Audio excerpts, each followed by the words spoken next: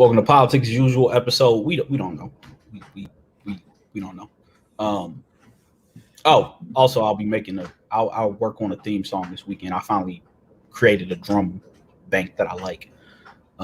You got that Benghazi type beat for me. Not no Benghazi, man. Okay. But it's got some Dilla inspired shit in there. Not that I'm not about to tell y'all that I can do what Dilla did, just so we clear. But the sounds are inspired. I need me a 01 Guantanamo Bay type beat. Like that's what I need for the intro. Ronnie's here. I am here. Fee will be here at some point. He's having technical difficulties apparently. Yeah, you know the Wi-Fi is real spotty on the yacht, so he's having trouble with him. Yeah. Fee out here making money moves and shit. I won't tell y'all what he's been doing, but just know that he's. I'll save his big news for when he actually jumps in here. I don't want to spoil that for him. But I don't even know what the fuck we talking about today. We not talking about WandaVision because Ronnie hasn't seen it, and we have a podcast for that. Yeah. We can talk about your boys Philly, the Eagles. Oh, let me say less. Where do I start? Shit, Negro, that's all you had to say. That's all you had to say. But no, I know a lot of people are saying like, "Oh, you only got a second and basically a protected third that can become a first for Carson Wentz, your starter. A third this year and a second next year." Right. So I think even the Eagles, but I think also a lot of people inflated this man's value. He's not that good. So they got, based on that contract, which he should not have received, they should have just franchise tagged him or put him on basically a 2-year earn it deal. So based on that contract, based on his decline, based on his injury history, based on his age, because he is 28 years old.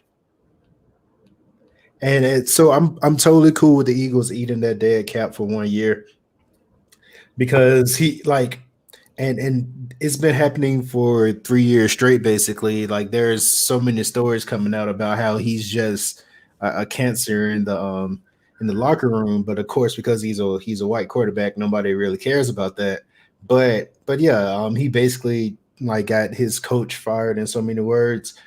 Tried to throw the GM under the bus. Like, nah. Imagine Cam Newton doing this. I hate to bring it back to what if a black guy did this? But seriously, what if a black guy was doing the things he did? So, nah, get him out of here. Have fun. Yeah, and Cam Newton get grief just for wearing suits. Right. They funny looking suits. True enough, he dresses like he's going to a Confederate ball, but at the same time, the man just be wearing suits and catch grief. He dresses like if you had if there was a Confederate Greek nigga that went to brunch all the time.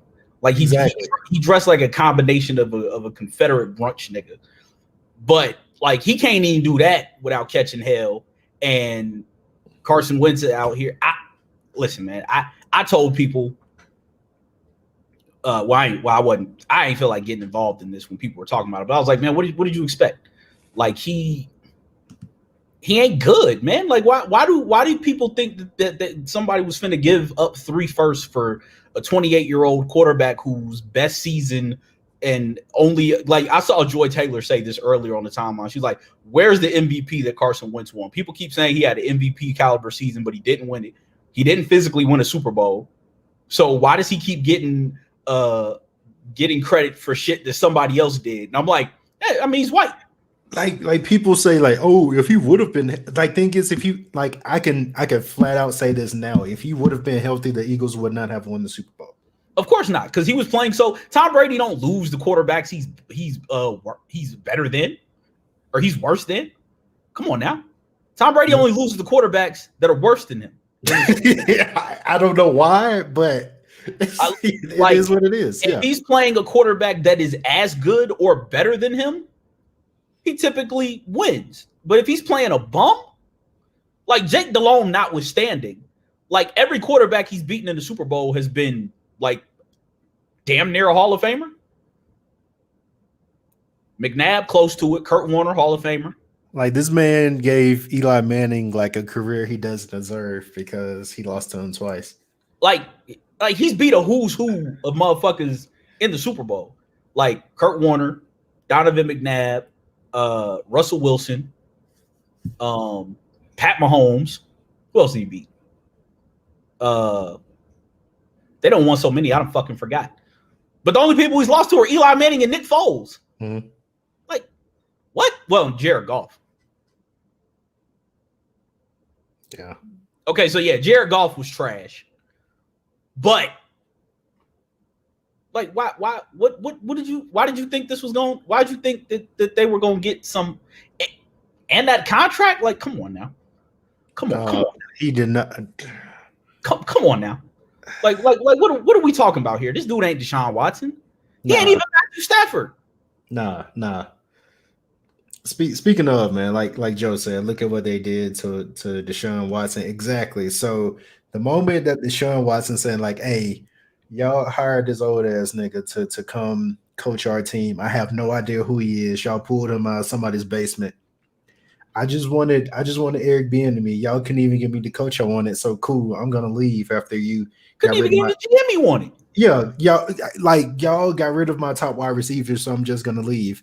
And people were like, oh, he should just stay there or his money. It's crickets when it's Carson Wentz, though.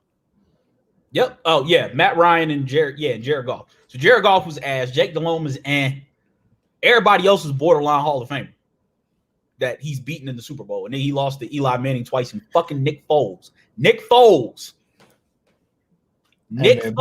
Put some respect on Nick Foles' name. I won't say his nickname, but put some respect on that. No.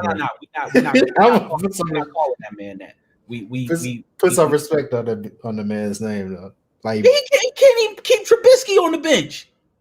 Because that's like, look, for some reason, Nick Foles only performs when he's basically doing a job he has no business doing in the first place. Because they brought him in to like in Jacksonville, like they brought him in to be the starter. No.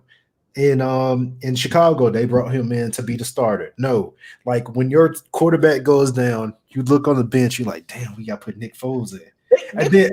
But for some reason, Nick Foles is a dirty Mac. Like that is exactly what he is. He only applies pressure and plays well with. He's like the dude that got a really fine chick that he shouldn't have.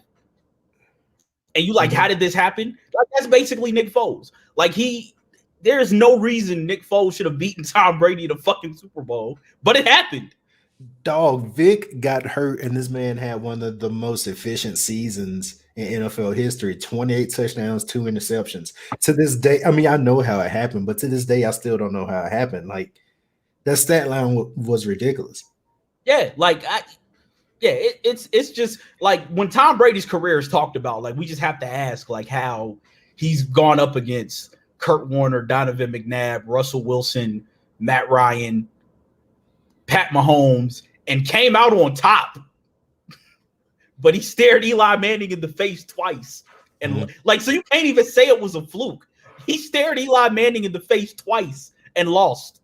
It's because like it's almost like the Nick Saban thing, because Nick Saban is from the school of Bill Belichick. Like they are so prepared that when things go off the rails, they don't have a plan for that. Like Eli Manning's most clutch play is one of the worst throws I've ever seen, a David Tyree catch. Dude had to catch a ball off his helmet, and they're like, oh, that was so clutch. Like, no, the ball was thrown so poorly. This man had to. And true enough, Eli did scramble and just toss up a Hail Mary. But that's what I'm saying. Like, those games that Brady lost is because, like, Murphy's Law, basically. Like, things just went out of control. But yeah, when he's playing a QB on his same footing, he's like, okay, I know this guy's tendencies. We know what he's gonna do. We can stop that. But when he's playing somebody trash, I mean, this year, like he stared down. Yeah, he stared down the two most talented quarterbacks in NFL history in succession, and beat them both, and had a shitty game against the Packers. Yeah. It's amazing. Peyton Manning, don't flinch. A-Rod, don't flinch. Roethlisberger, don't flinch. I don't know if he has a winning record against the Steelers. I'm just saying that. Whoever he don't flinch. Like it's the weirdest shit. Like how you out here losing to fucking Nick Foles and Eli Manning. Like which lets me know the Patriots had to be doing something because by that logic he should have lost to fucking Jake Delhomme. Yeah.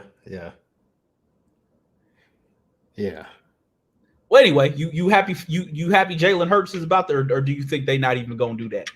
No, because so this coach they just hired, I can't see him saying like, okay, Jalen Hurts is my guy. Because for some reason, I think that Doug Peterson wanted Jalen Hurts. Like I think that's almost like evidently clear now. Let me go ahead and I can't. I'm not going. Yeah. Anyway, but yeah. So I think it's like evidently clear that he wanted like Jalen Hurts. So I can see this new coach doing something stupid like taking a quarterback at 6, which solves absolutely nothing. Like get this man Kyle Pitts, get this man Devontae Smith, get this man Jamar Chase, just get him some weapons. And I'll take it a step further. Like I actually think this Eagles team just needs to be a fire sale. I know I'm going to get killed for this, but I feel like Zach Ertz is about to be gone. I feel like you could. I'm gonna say this because he's like one of the most underrated defensive players in the league. I feel like just go ahead and move on from Fletcher Cox. I feel like go ahead and move on from like a lot of these players because thing is they're in this weird space where they're like on paper they're like 2 or 3 years away from a rebuild, but they don't realize that they're in the rebuild right now. So just go ahead and blow it up. Like, get what you can. Joe says that coach doesn't even realize he got the Eagles. The hiring of that coach is the most white privilege thing I have ever seen. This man was on vacation, didn't have a suit, and the Eagles said, no, don't worry about it. We'll dress casually too. Look, they said, oh, you don't have a suit? How charming is that? We'll come Like he wasn't on nobody's list to get hired because he ain't think to take a suit on vacation. He wasn't to call him. But here's the wild thing, though. You fired Doug Peterson, who didn't want Carson Wentz. The last time Carson Wentz was good is when Frank Wright was his coach. So you ask Frank Wright, like, hey, Nick Sirianni, how's he? And Nick Sirianni, and Frank Wright said, oh, he's good with quarterbacks. So you hire Nick Sirianni to come in and try to fix Carson Wentz. But then you trade Carson Wentz to the Colts, who no longer have Nick Sirianni. What? Frank Wright probably set them up. Yeah, he hit him with that's who you need right there. Yeah, and then Nick Sirianni getting that is like the case of like an unbelievably hot person DMing you and it actually being them and not spam. Uh-huh. It's like getting a DM and opening it up and seeing like a really fine chick like nude sitting there and you're like, what? I don't even know what to say to this. Like, wasn't expecting it. Like that's got to be like the equivalent of having like Beyonce hop in your DMs. Like I'm immediately dubious. I'm like, no, you know what? Not even gonna respond. Don't trust it. Don't trust it. He had to look at that phone and quit playing with me. This ain't the Eagles. Stop. Like, nah, it's Howard Roseman. Dead ass. Nah, man. I'll FaceTime you and prove what? Oh shit, it's real. Y'all want to hire? I ain't got no suit, man. Don't worry about it. We'll just wear gym shorts to the interview too. What? And what's wild is all right, because this is going under the radar too. So apparently they said they were going to extend their coaching candidates and do their due diligence, which includes Eric Bieniemy. But Andy Reid, and by the way, I love Andy Reid. The man could do no wrong in my eyes. Andy Reid was like, yeah, they didn't even request to interview Eric Bieniemy because since we were heading to the Super Bowl, you would have had to ask for our permission and then wait after the Super Bowl to do it. So they didn't even do it, obviously.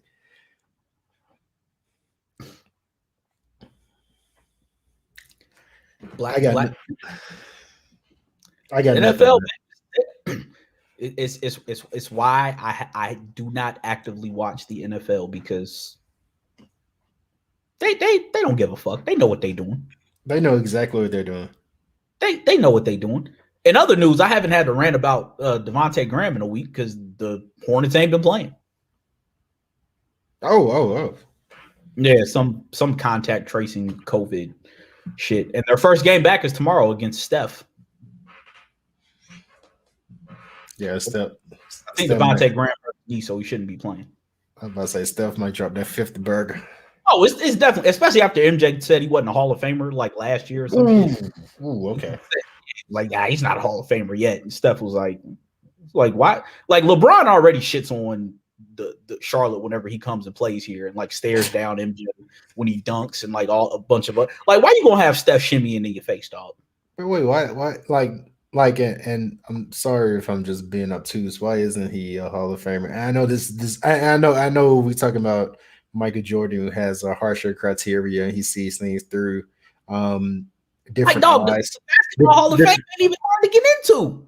But that's exactly what I'm saying. So when people are like, "Oh, he's not Hall of Fame worthy," I would like to say, just for reference, this is the Basketball Hall of Fame, not the NBA Hall of Fame. But even if it were the NBA Hall of Fame, he would still be a Hall of Famer. Hey, Joe, you gotta relax. Joe gotta relax, man. You gotta relax, dog. You'll see it whenever Ronnie manages to put it up on screen. Hold on, my headphones died. Now we're in a holding pattern. Fee was having technical difficulties too, everyone. That's why he's not on here. All right, yeah, my headphones just died. I'm back. Anyway, Joe Weiland said Devontae Graham #NBA All-Star. Come on, man. Don't do that, AJ. Nah, man. Don't. That man is trash. What's wrong with your Celtics, man? Y'all 14-14. Yes. Last up, sweaty with the Hawks. This team didn't get it. Speaking of the Hawks, for some reason they are quite disenchanted with John Collins. Send that man up to the Eastern Seaboard. Oh wait, never mind. Y'all are up by 21. Send that man up to Boston. They must have like fallen in love with Clint Capella for some unknown reason. Oh, there he is. Oh, we're dressed alike. What's going on, man? I'm just on my phone because I'm getting a new computer here shortly because this shit is tripping. But how y'all doing, good folks? What's going on, man? Tell the people your big news, man. Oh man, yeah, your boy got affiliate on Twitch, bro. Come through, follow me, watch me play Madden, spend money in 2K so niggas can dog me. Drop the channel. What's the name of your Twitch channel? Twitch.tv/fee, baby. All right. Check them out, man. Big news. We just sitting here. We were talking about Ron's Eagles and how they got rid of the albatross that is Carson Wentz. Man, that cap hit is hell. I don't care. Look, I will pay the cap hit just to have that nigga come. Oh no, I understand. I hope it works out. Like I think the Colts gotta. It doesn't hurt them if he plays well. He can go back to 2017. It's a good deal for him because they really didn't give up that much, and it's good for the Eagles as well. So, I saw somebody earlier say like, come November, there's a strong possibility that Carson Wentz will have shown that he's not it, but the Colts will be in playoff contention. No, and I'm glad you mentioned that because here's the thing with the Colts over the past like 3 years, they're showing how little you actually need a quarterback. Because if you just build a team and you have a coach who can scheme, you can stumble your way into the playoffs. Like they had the ghost of Phillip Rivers and they got into the playoffs. I think a lot of their problems this year was they wouldn't lean on Jonathan Taylor and all the rest of the running backs. Like they have, like Jonathan Taylor, Naheem Hines is a nice little 1-2 punch. And the games they would lose would be from not leaning on Jonathan Taylor. Like at the end of the year, when they started giving this man the ball, he's running 150 yards, 200 yards. Like he's having great fucking games, but you want to let Noodle Arm Phillip throw you out the game. Like no, run the fucking ball, bro. Mm-hmm.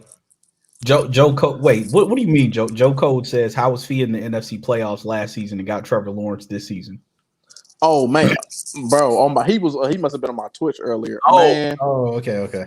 So I used the Bears in my connected franchise. We're in the second season. I went to the NFC Championship last year, and everybody in front of me, like my quarterback, I had Tyree Jackson. He went to Buffalo. He's like 6'7", 250 pounds. I picked him up out of free agency because I'm not using Nick Foles or Mitch Trubisky because they have no arm power. So Tyree Jackson had like 97 throw power with like 88 speed, and he's 6'7", 250, like a fucking tight end that's playing quarterback. So I threw for like 6,000 yards with him. Yeah, pretty much. I threw for like 6,000 yards with him last year. But when I got to the draft, I had traded and I ended up with the 7th or 8th pick in the first round. And I wanted a cornerback. All the people in front of me picked the corners I wanted. And Trevor Lawrence was just sitting there. And I'm like, this nigga the best player in the fucking class. So I just took him. So Joe, that's how I got this nigga. Because somebody before me took Justin Fields over Trevor Lawrence. So I was like, oh, I'll take this nigga. I mean, it is Black History Month. I guess that's. I mean, okay, like real life implications. Like I've seen Justin Fields. Of course, I've seen Justin Fields when he played a little bit at Georgia. I've seen him at Ohio State. I still have no idea how to feel about Justin Fields. Me being an Ohio State fan, he's like he looked so great against Clemson, but he looked so bad against Northwestern, and he didn't look all that great the next week when we played Alabama. Like he looked okay, but Alabama is like when I look at quarterbacks, I look at how you do. I don't really care about how you do versus inferior teams. I look at what do you do when the competition is close. So, like for Trevor Lawrence, like Deshaun Watson, I measured them. How did you play when you play Alabama? Because that's where a large majority. That's basically an NFL team right there. So how do you do when the windows are tight? And so versus like Justin Fields versus Clemson, I'm like, I like what I see here. He's throwing in the tight windows. But honestly, Eric Sherman or Sherman, whatever his name is the reason we was even winning in that position. So I don't know how to feel about Trey Sermon, not Eric. Yeah, Trey Sermon. Eric Sermon back in college told the rock. I tweeted during the game against Clemson. I was like, it's wild how Dabo be preaching to his players, and now they feeling the blues from a sermon. But bro, like when we won the national title, we won it on the legs of a QB. Not of the QB of a running back. We won it on Zeke's legs. Like Zeke ran through the college football playoffs. So if Sermon don't get the way the defense was playing, we still was gonna lose to Alabama because Devontae Smith was catching bubble screens and running 50 yards. So you're not beating nobody playing defense that way. But when I'm judging quarterbacks, I look at how do you play against top tier defenses. I don't care about what the fuck you're doing against fucking Vanderbilt in the SEC. Like Mac Jones, I don't care if you score 5 touchdowns because your receivers are running wide open and there's nobody that can stick with them because you have the best offense in the land. So Justin Fields is a head scratcher because he played good against an elite team, but he also played bad against an elite team and then a not so elite team in Northwestern. And to be fair, like a lot of that is like at the college level, a lot of that is just like I said, scheme, but in a bad way. This is basically like the nice way of me saying like Ryan Day is a liar and he's really not that far. But a lot of that is that too. So just look at better than Jim Harbaugh. I mean, I'm better than Jim Harbaugh, so I mean that's not saying much. But y'all see the news? Joe Milton is transferring from Michigan. Oh yeah, I seen that entering the grad portal. Ran off Dylan McCaffrey, and now the quote unquote he's built like Cam Newton is leaving too. Go to hell, AJ. Get off the narcotic, man. Narcotic. I tagged me in it earlier, laughing because he doesn't believe I'm off the narcotic, and I'm like, nah, man, off the narcotic. I have to give them grief whenever it's just like Devontae Graham. I have to give Devontae Graham grief because he's trash. The man is trash. That man gonna pull up on you. He can pull up, he get shot. I promise you that Springfield sitting on my nightstand has a better shooting percentage than him.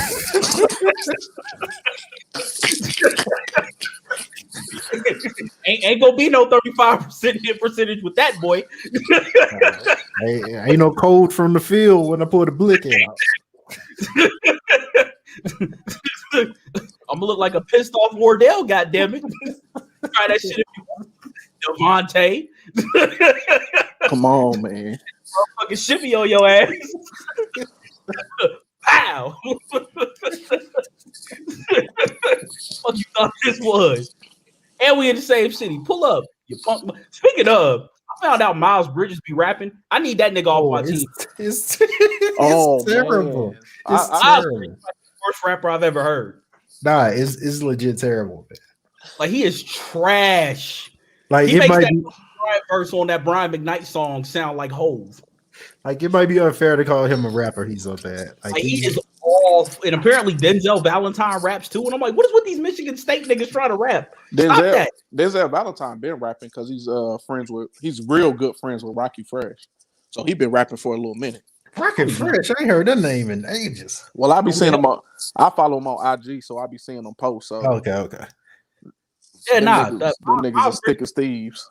I just got to get off my team, man. That nigga is trash. Like he is terrible. Had Terry Rozier in the video. Like why? Like Flint and Youngstown niggas. Why? That's a felony. Like y'all, why y'all niggas kicking it? That's dangerous. What's wrong with y'all? Like that man's bars are fucking trash. Like good lord. Like no, stop. Like Dame can rap. Even bum ass Marvin Bagley is better than fucking Miles Bridges. Like no. Yeah, Marvin Bagley he was all right. I think Quinn Cook is all right. I think I remember him rapping on a Dame song that was on 2K20, and he had like the second verse, and he rapped about how he was getting treated at Duke or whatever. So Quinn Cook is not bad, but Dame is probably the only nigga that I would listen to. Who? Oh yeah, I remember Kevin Durant. Yeah. Oh, for real? He was on the Two Surf mixtape. Oh, okay. Yeah. That wasn't bad either. It was like, I mean, you could tell he was a basketball player, but it was like, oh yeah, if you actually tried and spent time at this, you might actually be pretty good. But yeah, Miles Bridges got to stop rapping, man. I need to send him music videos to Mitch Kupchak and go like, hey, bro, we can have it. Matter of fact, send it to Jordan because Jordan. Yeah, I'm about to send it to MJ. Yeah, they hate rappers. They said this nigga MJ was out here calling niggas hip hop niggas and singing Anita Baker while he was scoring on.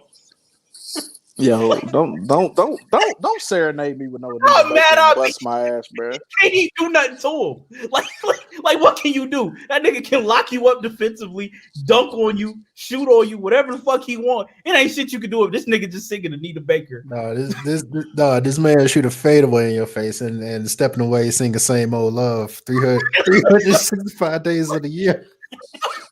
They said this nigga MJ hates every rapper but Jay-Z. That is it. I'm like, of course he would fucking like Jay-Z. Yeah, because I think Nori on Drink Champs was like, hey man, they go MILF, they go Red. He was like, I don't fuck with no rap niggas. Like he was like MJ, like nigga, I'd be mad if this nigga singing Anita Baker songs, taking you to the cup. No, nigga, no. But yeah, Miles Bridges got to get off my team, man. That was some of the worst fucking raps I ever heard. Like, god damn, nigga. It was pretty terrible, man. You make Shaq sound like a fucking poet laureate. Hey, hold on, man. You can't stop the rain is a classic. But that's what I'm saying. Like Twism. Hey, Twism might have been the worst. Wasn't that a fucking clothing line too? Yeah, he had a clothing line, but that was name his crew and his clothing line. Twism. That like every rapper having a fucking clothing line like ended. Yeah.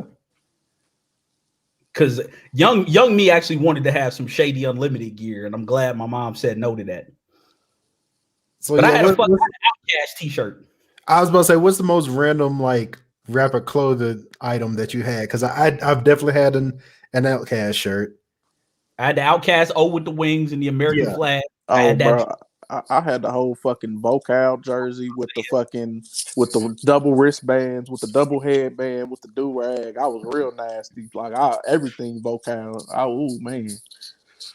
Yeah, nah, for real, he was. Like I was everything but the Band-Aid, bro. It was woo.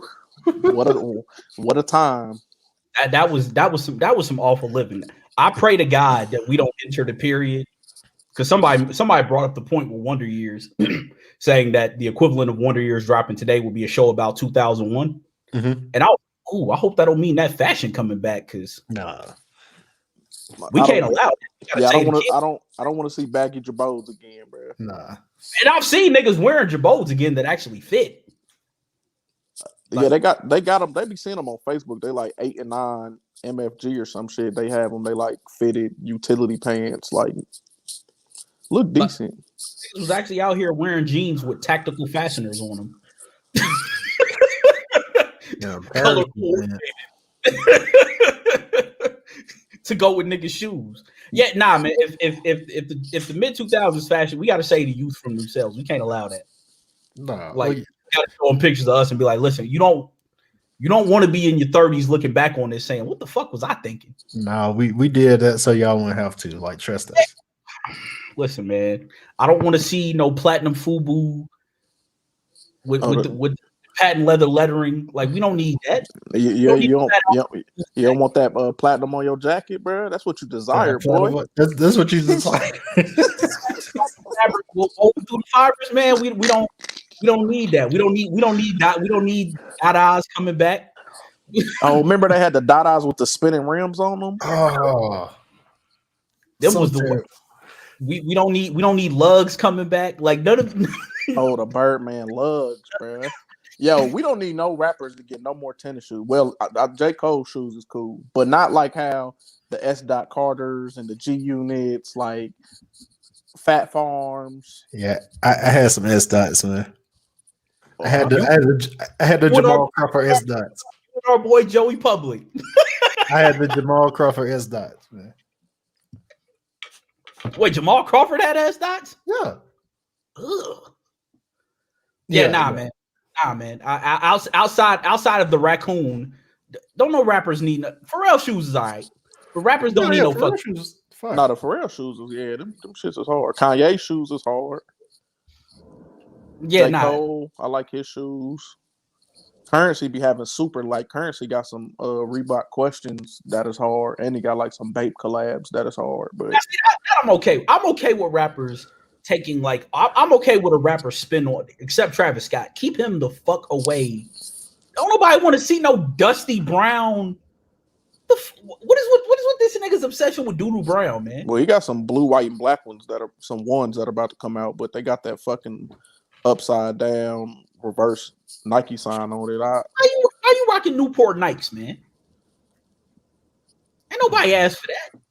But yeah, I'm okay with that. Like, I would like to see some. I'm okay with rappers redesigning kicks, but y'all niggas don't need y'all own shoes. I know I definitely wouldn't. I'm not gonna design no dope shoe. I can just tell you that. I used to wear Supers, and my shoe taste has been questionable on many occasions. Bro, I forgot about Supers, bro. Your fault I got onto those. Yeah, when I met this man AJ, he had a pair of Brooks running shoes on. Come on now. No, I'm just lying. I like that. When I met this nigga Ronnie, I was fresh from work and had on some fucking loafers. Yeah, I'm just when this nigga said you the reason Trayvon got shot, and I was like, "Hey man, nigga, what the fuck I do to you? Why would you say such a thing? It's rude." Yeah, man. At so 25 minutes, and he said, "I'm like, God damn, bro, like, so." The fuck I do to you? Has any music dropped? Yes. Jim Jones, Harry Fraud. Jim Jones and Harry Fraud. I didn't check that out. It was something else that Kevin Gates dropped, but y'all don't listen to him. So I would say like unofficially like Boogie, now known as Westside Boogie. He's been on a crazy run. He released his. I'm assuming this is his first single with Joey Badass called Outside, but he's also been releasing like freestyles like every day. Like just like minute long videos, and yeah, so they've been fired. But as far as like anything official, like I can't think of anything that's really dropped. Yeah, I will say that last year I said that Lil Baby was the the rapper who was running mainstream rap. I had the wrong baby. It's the baby. Like this nigga dropped a freestyle to that stupid Junebug challenge. Man, he ate that shit, bro. He I might be. stopped. I stopped listening to the baby music because all that nigga beats sound the same. No, and that's the thing, man. Like he can actually rap, but you can't. I mean, he's rapping over arcade music, so it's hard to tell. Yeah, like that nigga need new producer. Like what's wrong with this Well, nigga, yeah, man? we was talking about this nigga earlier. Like you kind of can just put his shit on and just let it play but you know what you getting. He ain't about to say he not saying nothing crazy now, but he gonna come in.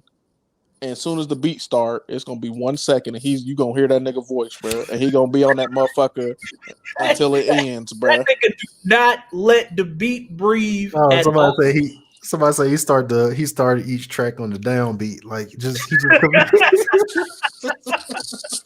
like, and then the code when you first hear one of his songs, you don't know if it's you don't know if it's the chorus or if it's a verse because all the songs are starting the same way. Yeah. Like he's like, coming there's in. there's no contrast. Like all that shit. One thing, I'm gonna like, and I hate Drake for that because he started that shit. That Over was like the first time I heard of like a big mainstream record that sounded like that. Where I was like, nigga, this don't sound like the chorus. Why is this the? Oh, okay, all right. I guess. Akeem Ali is supposed to be dropping an album soon. Okay, I'm looking forward to that. Like, I really hope he's not just kind of like a gimmick because he got actually rap. So I hope the rest of his project is fine. Yeah, he had a freestyle earlier. I retweeted. I put it in the group chat I'm in, other group chat I'm in with Feet. That nigga was. Yeah, he was doing his thing on that one. He had some shit. I'm like, ooh, he might be the best rapper I've heard since Sean Smith. I'm not saying he's as good as Sean Smith. I'm saying he's probably the best rapper I've heard since I first heard Sean Smith. Like that dude is. He's serious. Yeah. Shit, Currency about to drop another project, another one. I mean, Currency drop projects like every week though. So he really do, man. I think it's the collection agency. It's supposed to I think it's gonna drop next Friday. But yeah, this nigga, like he dropped collection agency. What that nigga stealing niggas' cars?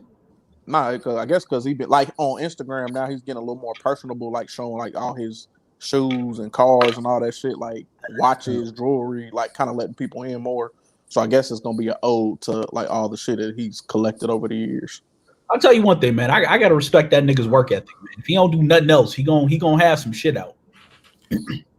Yeah, man. Like over what we said last time, like over 80-something projects. Yeah, he like up there with like Gucci Mane as far as like body of work and like projects, because Gucci Mane has a lot of fucking projects too. Yeah, and like I Currency dropped so much, I don't ever think to listen to it because I'm like, you'll have something else out in like 3 years. Right.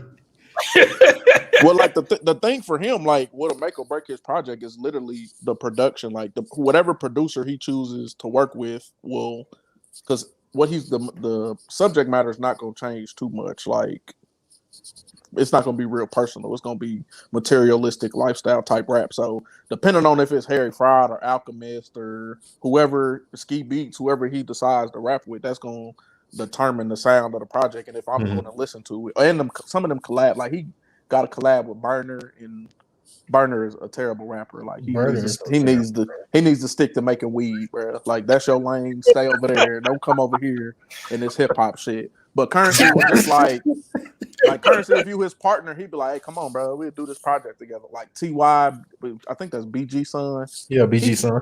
He okay, but don't do no project with him, Currency. Leave him on Jet Life Records, bro. I don't want to hear him on a project with you, bro. Rappers got to start telling their friends when they trash, man. Yeah. Rappers need more friends like me. Like I don't tell niggas they trash, but I used to tell niggas to re-record shit. Like niggas get into it, I re-record that. No, you should try that again. Yeah, you say that right. No, say that like this. I did see something interesting. I think it wasn't this week, but the past week. So apparently, there's been this beef brewing with the St. Lunatics, It's pretty much Nelly and City Spud versus the rest of them niggas, which is crazy Aren't because they brothers? yeah, I think they're brothers, and then Kiwan and Murphy Lee is brothers, and then Ali is like I think a cousin of Kiwan best friend or some shit. So Ali just came out of nowhere like hating on this man Nelly, which last year he was just performing with this nigga. Like I seen him at like on Nelly's live shit he be doing. Ali would be right there bigging this nigga up. He was arguing for him against Ludacris, saying Ludacris was biting the style or whatever. So Wait. Nelly. Hold on. He said what now? Oh, he said that you ain't when the verses was about to happen. He was saying that Ludacris was biting their style or whatever. Like as far as like I guess like shooting the videos and like I don't know. I don't even know where he was going with this, but basically Nelly went to tell him like, "Hey man, shut the fuck up. We was just on tour with this nigga a couple weeks ago, and you seen this man, and you ain't say none of this shit to him. Like you fucking bugging." So Ali took offense to that, and he just been on a slander campaign on his Facebook and Instagram, slandering Nelly, basically saying that he came up with the idea for Nelly to go solo out of the St. Lunatics, and he pinned like 70% of Country Grammar. And so Nelly's rebuttal was like, look, when I bought Country Grammar, when I bought it to you niggas, I wanted this to be a St. Lunatics record. I bought it to all of y'all. And he was like, I wrote the shit, like y'all gave me little bits and pieces of it, but I went to record it, and I took it to the strip club that night and played it. I knew it was gonna be a hit. So if you felt like it was gonna be a hit, why you ain't jump on it? So Nelly had like a little 50-minute interview bodying this niggas. And you know the 20th anniversary of Country Grammar, I want to say is about to come up, or it might have just passed this past summer. So all the Lunatics had got together except for Ali. So he didn't show up. Nelly was gonna try to hash out their differences, but now all the rest of them are against him because of what Ali has been feeding Murphy Lee and Kiwan. The shit was kind of interesting to see if you got some time. June 27th is the 20 year of Country Grammar. Oh, my birthday. I feel old now. Okay. Oh man. I mean, oh no, 21st anniversary. Actually, the 20th was last year. Yeah. Okay. Yeah. So 2000. God damn. I think it's and then Nelly was like, to his point, he was like, you know, he was like in his contract, he put that if he sold, I think 350,000 copies, that all of them niggas would get got a record deal, yeah, a solo record deal and an advance. And he was like, Ali shit flopped, Murphy Lee went platinum, Kiwan didn't put out an album. He was like, why Kiwan ain't put out an album? He was like, because you niggas want to eat off me. He was like, 50 left G Unit a long time ago. Basically he was carrying these niggas for like 10 plus years, and these niggas was being lazy. He was like, I gotta do the promo. Like, I bring y'all niggas on the road. They're not paying for y'all, so I gotta give y'all money off the shit that I'm getting. Like, it was just an interesting story. I hope they do like a little biopic of this shit, because it's always interesting how when somebody, like when you start off as a group and somebody goes solo and they make it fucking big, and then they get the backlash from everybody else.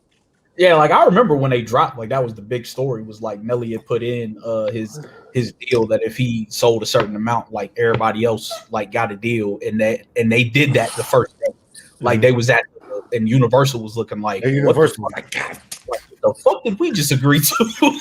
Yeah, and like they would like hearing the backstory from Nelly's, like they was kind of snaking them. Like when they signed their first deal, they signed without this nigga, and they was gonna kick him off their song "Give Me What You Got" because Nelly had the last verse. They was gonna kick him off of there if he didn't sign the deal.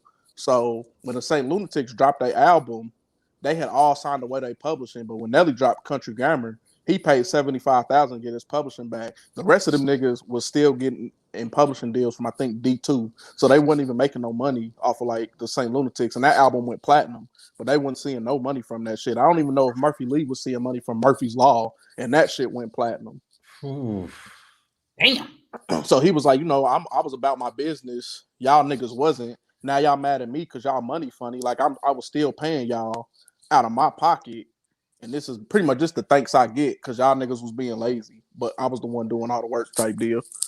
But no matter how I feel about Nelly, And I've stated this before. Like, it was very evident that he's always looked out for them because first time he was like, if I remember correctly, first time you see him on 106 Park, he bring all them trash niggas with him, man. He like, hey, this is the Saint Lunatics. Like, we the Saint Lunatics. So he's always been putting on. So it is wild that it ended up like this because I mean he did everything he could to put them on. I mean, like a nigga that had a bar that said lime green headband, matching leather pants, like on a song, and like didn't tell that nigga to change the verse. Like, that's friendship.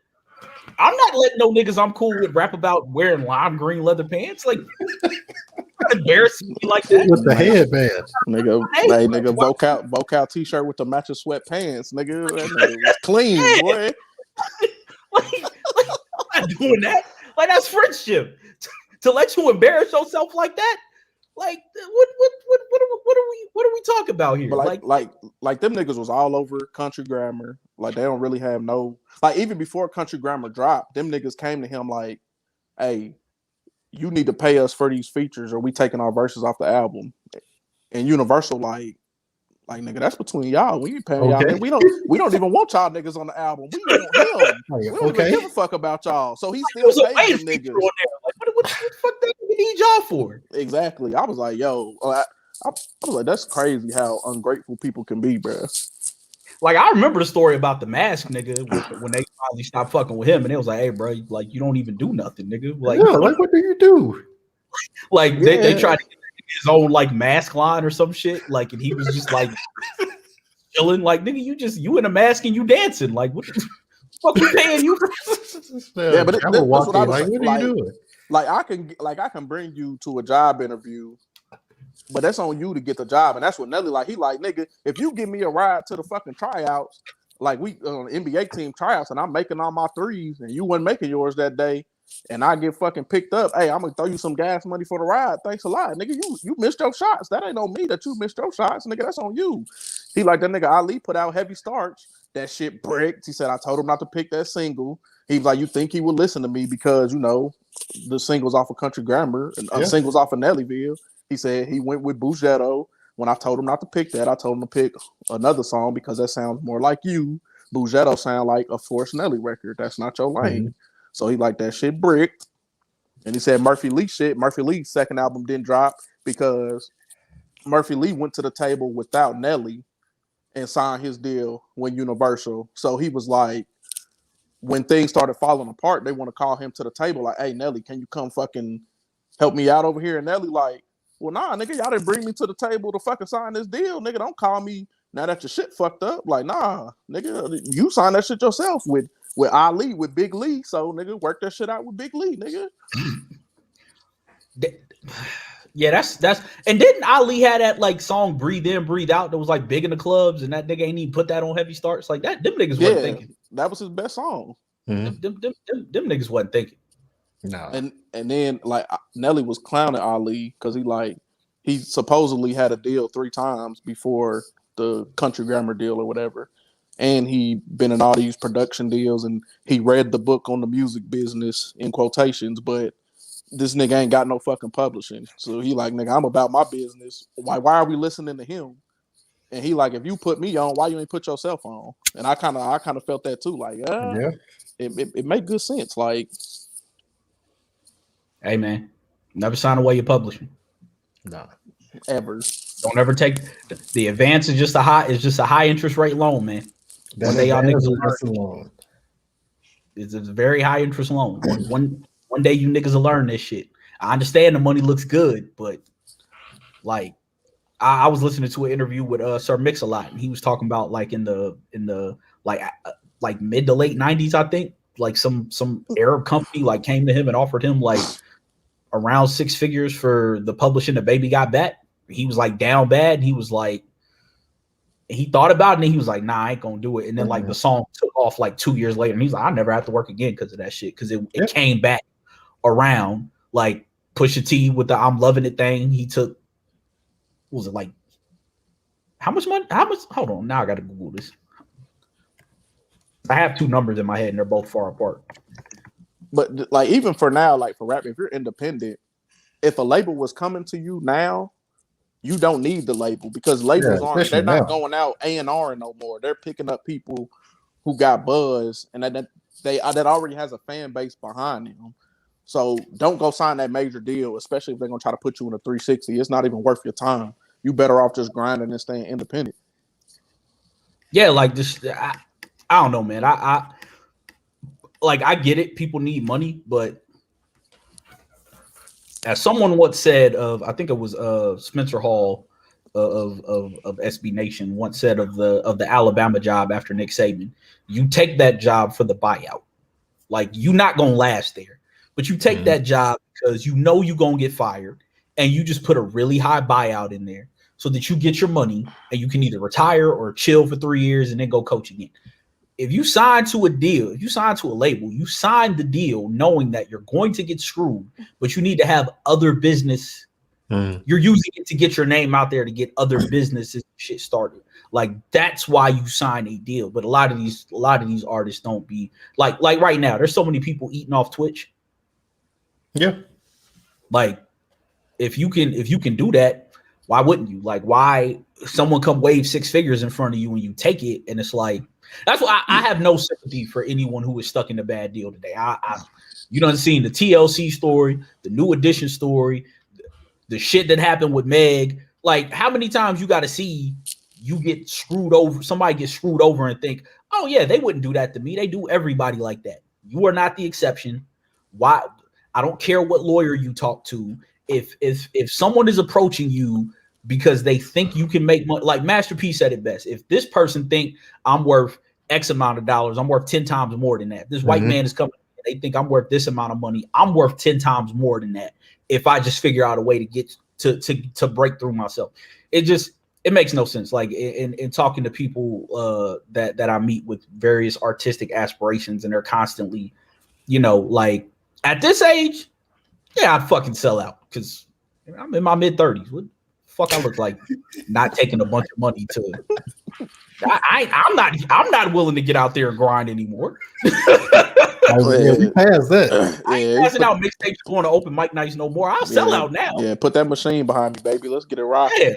Yeah, y'all go do that. But if you young and got the energy to do so, why not? But the problem is, like, we as a people, we are far too often, like, we just put it out and enjoy, like, people enjoying the shit without ever thinking about the business thing of it behind it. Like, I always harken back to that Young M.A. shit when she had that Headphony line, and these little white boys went and did a partnership with Hennessy to have a Headphony Hennessy bottle, and she ain't getting nothing off of it.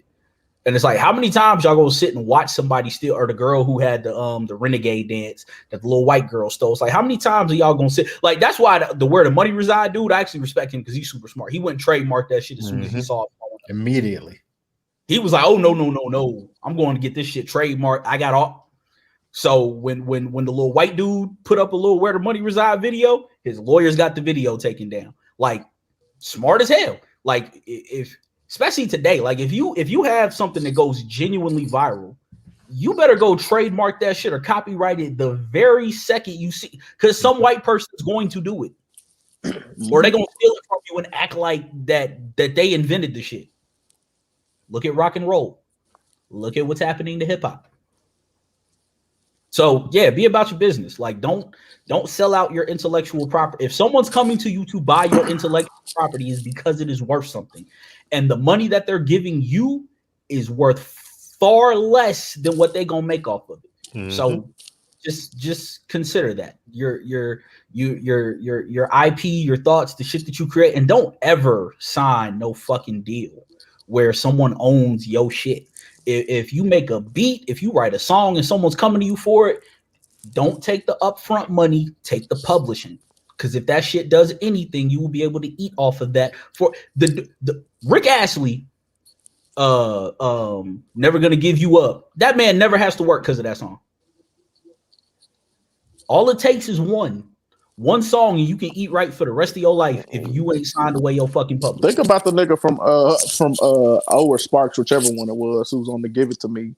That nigga Jay-Z gave that nigga $10,000 and no publishing, shot the video, Emilio Sparks, and put that shit out, bro. Like, he could have ate good off of that because it's a fairly popular song off that album. But yeah, and the story of that is so fucked up. He's in the other studio laying the "Give Me That Funk," that which is a flip of a Rick James line, but he's in the studio laying that. Beans hears it, goes to Hove, and is like, "Hey, you need to hear this." And Hove is like, "I give you 10 grand for that right now."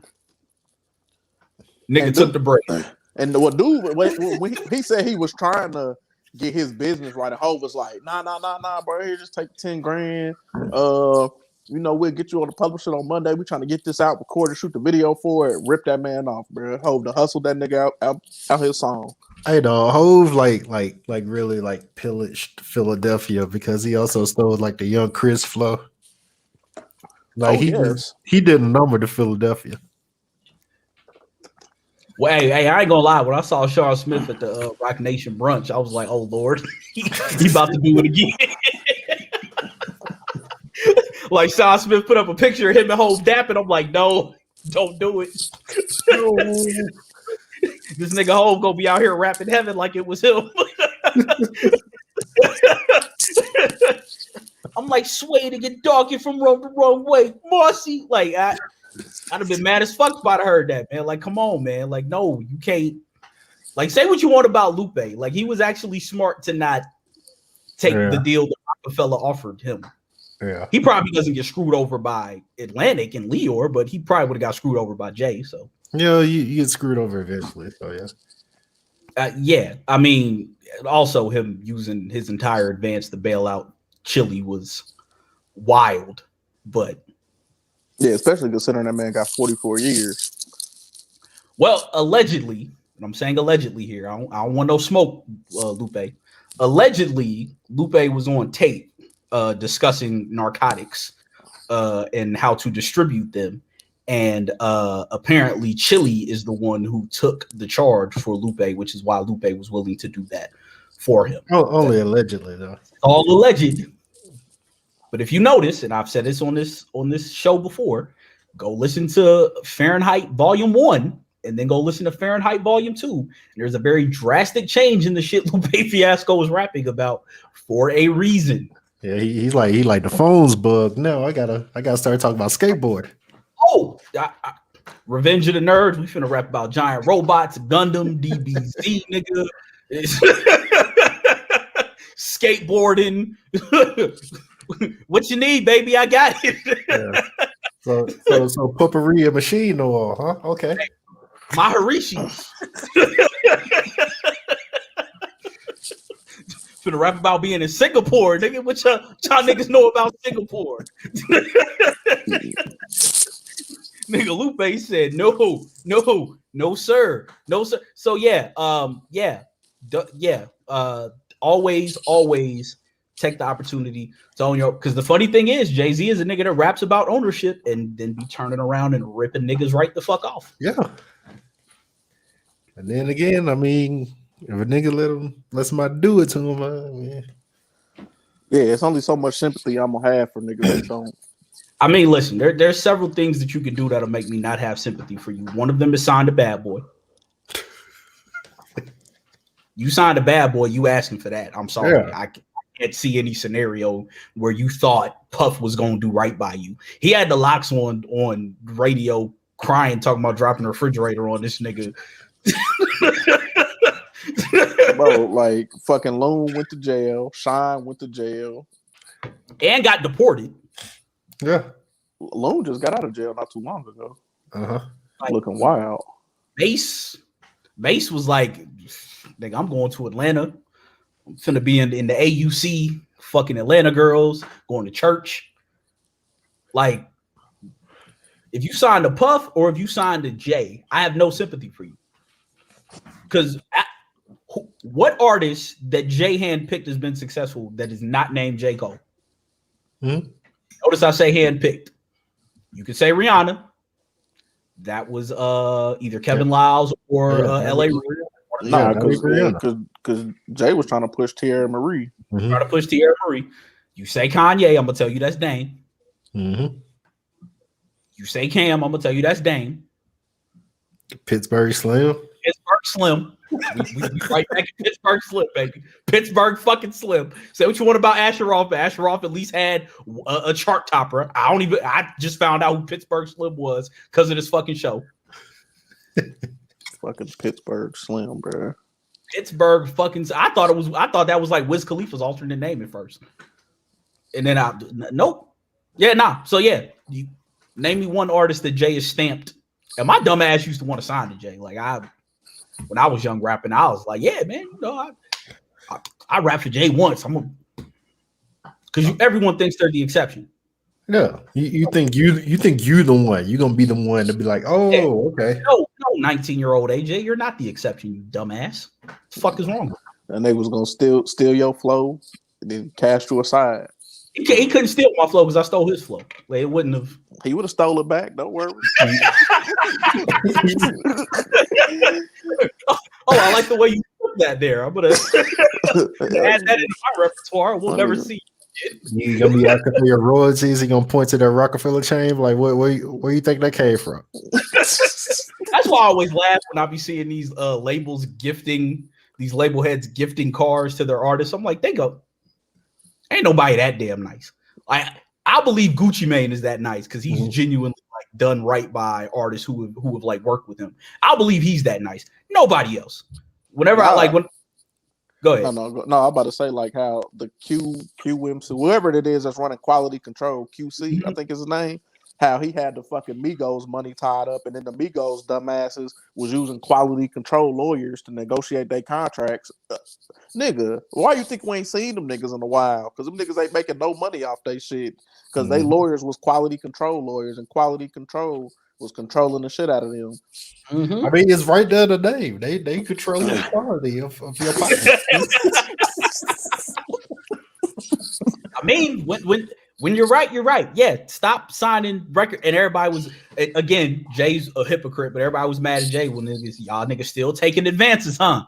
He trying to tell y'all because he'll hand you an advance and you gonna take this, huh? Put the money to your ear, okay? And stop signing to somebody who signed to somebody who signed to somebody. Yes. Yeah, your money getting filtered 16 ways before it even touch you. Yeah, one day we're gonna have to do a episode on vanity labels and how that was like the worst thing for hip hop. Yeah, because every rapper getting their own label was a horrible thing. Damn, Lynch Mob Records. Don't do it, man. Like, I mean, what you signing to Disturbing the Peace for? What Luda doing for you? It's only bad when you sign to an artist who is not done being an artist. That's the fucking problem. Like, the only instance where it's really like Lil Wayne, like Young Money, them two people, maybe three if you count Tyga, they had like relative success. But even Tyga was signed under Decadence, which was Pete Wentz's label that was being distributed by Fueled by Ramen. And then he had like the same shit that the Locks had when they went to the Rough Riders, where Decadence was getting their money first, and then it was going to Universal, then it was going to Cash Money, then it was going to Young Money, and then it was going to Tyga. Oh yeah, nah. Because that first deal he put out when he did the Lime and the Coconut song, that was under that label, and then he was like, "Nah, I want to go to a more hip hop thing." So that's when they did a split deal with Young Money, and it's like, nigga, Wayne ain't even seeing none of that money, and then Wayne just sold Nicki Minaj and Drake's publishing for. Hey, he thought he was about to go do that 10-year Fed time, bro. Till fucking Trump came through with the pardon for that man. Stop signing to people. Well, just don't sign to no artist who is don't. And damn sure don't sign away your fucking publishing. If you are an artist and you don't have publishing, go register your publishing right now. You can do that on BMI or ASCAP. And if you see a $1 million on the table and a book on how to make $1 million, take the $1 million. Hey, you gonna open that book and it's gonna be like you should have took the money on the table. You should have taken the $1 million. Bro, people be saying, I be saying that shit on Twitter all the time. Hey man, if I got $50,000 and a chance to meet with Jay-Z, nigga, I'm taking a meeting with Jay-Z. Nigga, give me that $50,000. And Ho will leave you with the check. Hey, I heard you just got 50 G's. You can pay for this, right? You got it. Okay. Ain't you billionaire Hove? We on the pace to make it? Ain't that you? Did you just make five? Come on now. What are we doing here? Didn't Sprint just invest $200 million in Tidal? Like what we doing? Yeah, nah. Always take the money, unless it's unless it's in the form of a high advance loan. Then don't take the money. Which one day we'll get into the story about how Ronnie could have taken the money. Hey man, and none of us would be here. I still have my dignity though. None of us. Well, we wouldn't be on this platform. I know. What I'm saying. No, I know. That's what I'm saying. Yeah. You'd be editing rap. You'd be editing rap lyrics right now. Yeah. It's all good. Like I said, I have my dignity. I have my name is my name, you know. So hey, you got your creative control. That's what matters. Bro. When we get off, I'm about to ask how much they offer when we get offered here because you've never told me this. Or did y'all even get to that point? We didn't get to that point. I mean, I'll go ahead and tell the story now. So, so the first iteration of this blog was called Hip Hop Since '88. I was putting out like crazy volume by myself. Like I was like, because this was like peak blog era. So I was putting out like, and no exaggeration, like I was still in college, but I was also putting out like 30 posts a day. I was like doing crazy volume. So did we do 30 posts last year? Did we make 30 posts last year?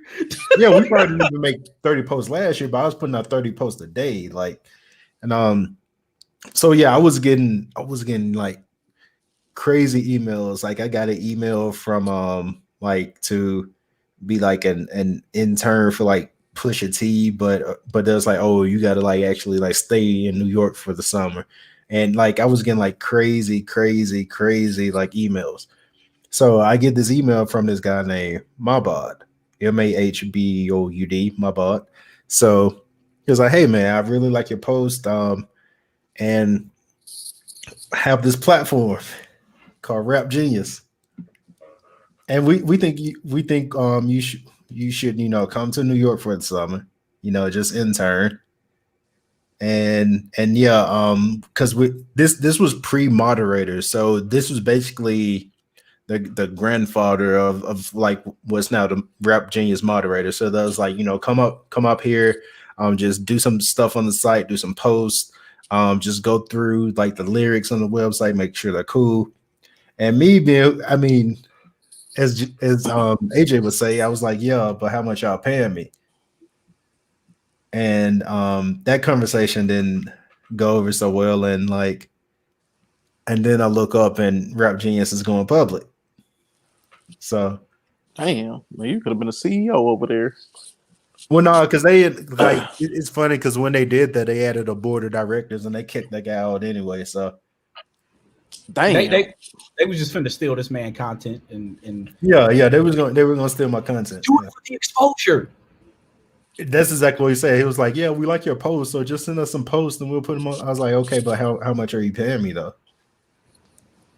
And so, like I said, everything worked out. Everything works out. Did you have a logo for that site? Because I swear, now that you say the name of it, I promise I remember I used to see posts about that, like that website, Hip Hop Since '88. Like, yeah, it was like a city skyline with the words "Hip Hop Since '88." I'm gonna have to do. I promise. I might have SENSE. Yeah, SENSE, like Hip Hop Since. Yeah, I might have perused through there back in the day because I used to be heavy on the blogs too. Mm-hmm. Damn, blog era was a great time in hip hop. Yeah. Now look, you was reading blogs about it. Now you're doing a podcast for the site that turned into that. I told my piano mentor the other day. There was a video I saw on Facebook in like 2015 of it. The song isn't important, but I heard the way this dude was playing the piano. And I was like, damn, I need to learn how to do that shit. And my mentor was on Twitch the other day and he did something that sounded like that. And I went back and looked at that video and I was like, I wonder if that's how that pianist did that. And then it like zoomed in on the pianist real quick and it was him. And I was like, so I hit him. I was like, yo, dog, I saw this video like 5 years ago and it made me want to learn to play this shit. And now I'm here teaching with you. And he goes on his stream and tells a story about how that video led to his Grammy because he did that song for a dude who had worked with Anderson .Paak before. Mm-hmm. And he walked in while he walked into the studio to relay the piano part for that video while Malibu was being played. Oh. And the dude asked him, did he want to jump on Connor, who was the drummer in the video, and he was like, nah, man, this shit already sounds fire. And then he ended up playing on Ventura, which got him his Grammy. So, universe, full circle. Isn't it awesome how shit like that works? Yeah. See? And I did not win a Grammy. He won a Grammy. People, I want that to be made known. If I was working with Anderson .Paak, I certainly wouldn't have logged off my job and hopped on here. The Grammy family. Be doing something different with my life. But we got anything else to talk about? I don't think that's it. All right. Politics as usual. The only place where you can get NFL talk, Nelly beef, and random stories about how Ronnie almost worked for Rap Genius. It's what we do, baby. We'll probably be back at some point next week. I got to work tomorrow, which is fucking trash. Me too. Oh yeah. But yeah, well, for our two West Coast rich counterparts, I am AJ. Hey, when I start running these ads on Twitch, bro, just wait for them to approve, bro. Y'all come through, hey. Watch them 30 seconds for your boy, man. Check out Fee on Twitch. It is Fee Baby, right? Yes, sir. Like you see under his name. Check us out, KWC blog. Ronnie is off Twitter till he watches WandaVision. Yeah, I'm probably about to go strike that up right now. My page is private. I don't want any new followers unless you happen to be a cute woman who makes like 6 figures. I'll let you boy. You miss every shot you don't take, right? But yeah, check us out. KWC blog, kidswearcrowns.com. On last week's episode will be out Monday. Yep. Well, no, because let me toss this out too. Shout out to B Will. He's been so basically it's like a kind of like a mutually beneficial thing he's doing. So he is about to launch a business. So when he does that, we're going to give you the details because he's like really good. And if you want to start maybe like a podcast or do like YouTube work, then yeah, he's somebody you could definitely look into. So shout out to him. So the episode may not be out on Monday. It might be out on Tuesday, but that's why it's because we're kind of doing some behind the scenes stuff and some tinkering. So yeah, shout out to B Will. B Will, the most washed nigga in the universe. That man had PlayStation Plus paid up through 2030, and that's not a joke. No, it's serious. That's not like dead ass. Like he doesn't have to worry about PlayStation Plus for the next 10 years. Smart man. Yeah. Every time I spend unnecessary money, I feel like he's about to text me, scolding me. The most washed nigga in the universe. Like it's not close. Check him out. BWill_. Actually, his page is private, so you probably can't even follow him. Yeah, you can't even check it out. Yeah. But anyways, if you need to reach him, hit us up and we'll direct you to his services. But yeah, that's it. We will catch y'all next week. Same bat time, same bat chat. Well, maybe not same bat time. We all in different states and shit. So you never know when we gonna record it or who's gonna be here. But somebody will be here, and yeah, catch the zaniness that is politics as usual. Hopefully, I'll have a real intro for us next time, so Ronnie can stop using the elevator music. Till next time, one. This nigga. All right.